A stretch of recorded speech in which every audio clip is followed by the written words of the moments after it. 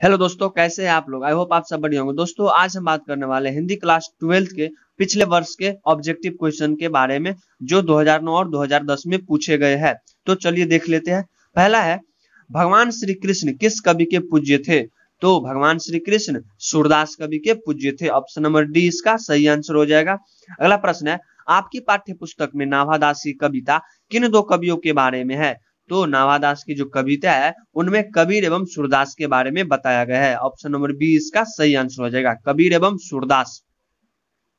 अगला प्रश्न है, जूठन क्या है। तो जूठन जो है वो आत्मकथा है। ये ओम प्रकाश वाल्मीकि के द्वारा लिखा गया है। जूठन है ना, उसमें अपने बारे में लिखा है ओम प्रकाश वाल्मीकि ने, इसलिए ये जूठन जो है वो आत्मकथा है। अगला प्रश्न है, किस पाठ में यह उदाहरण आया है। यह उदाहरण आया है कि फौजी वहां लड़ने के लिए है, वह भाग नहीं सकते। जो फौज छोड़कर भागता है उसे गोली मार दी जाती है। तो सिपाही की मां पाठ में यह उदाहरण आया है कि फौजी वहां लड़ने के लिए है, वो भाग नहीं सकते। जो फौज छोड़कर भागता है उसे गोली मार दी जाती है। तो ऑप्शन नंबर सी इसका सही आंसर हो जाएगा। अगला प्रश्न है, तिरीच कहानी के कहानीकार है। तो तिरीच कहानी के जो कहानीकार है वो उदय प्रकाश जी है। ऑप्शन नंबर ए इसका सही आंसर हो जाएगा। अगला प्रश्न है, जिस पुरुष में नारीत्व नहीं क्या है। तो इस खाली स्थान को भरना है। तो जिस पुरुष में नारीत्व नहीं वो है अपूर्ण, है ना। ये जो है रामधारी सिंह दिनकर जी ने अपनी जो पाठ था, है ना, अपनी लेख, जो उनकी लेख थी, रामधारी सिंह दिनकर की लेख थी अर्धनारीश्वर। तो उसमें यह कहा था कि जिस पुरुष में नारीत्व नहीं अपूर्ण है। अगला प्रश्न है, उसने कहा था कहानी का नायक है। तो उसने कहा था कहानी का नायक है लहना सिंह। ऑप्शन नंबर सी इसका सही आंसर हो जाएगा। अगला प्रश्न है, वसुंधरा भोगी मानव और मानव एक ही सिक्के के दो पहलू है। मतलब इस खाली स्थान में क्या भरा जाएगा। तो ये होगा यहाँ पर कि वसुंधरा भोगी मानव और धर्मांध मानव एक ही सिक्के के दो पहलू है। तो ऑप्शन नंबर बी इसका सही आंसर हो जाएगा। अगला प्रश्न है, शिक्षा पाठ किसने लिखा है। तो शिक्षा पाठ जो है वो जे कृष्ण मूर्ति ने लिखा है। ऑप्शन नंबर बी इसका सही आंसर हो जाएगा। दोस्तों ये सभी क्वेश्चन जो है 2009 और 2010 में पूछे गए, और जो क्वेश्चन सेम थे मैंने उसको नहीं लिया है, उसको एक ही बार लिया है, इसलिए इतना कम क्वेश्चन बना होगा, 21 शायद बना होगा। तो ये क्वेश्चन है कि शिक्षा पाठ किसने लिखा है। तो जे कृष्ण मूर्ति ने।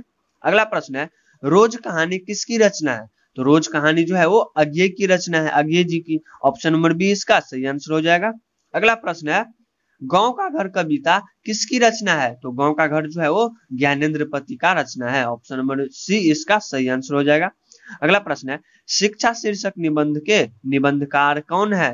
तो शिक्षा शीर्षक निबंध के निबंधकार है जे कृष्ण मूर्ति। ऑप्शन नंबर डी इसका सही आंसर हो जाएगा। चंद्रधर शर्मा गुलेरी रचित पाठ का शीर्षक है। ऑप्शन नंबर ए है रोज, या उसने कहा था, या सिपाही की मां, या शिक्षा।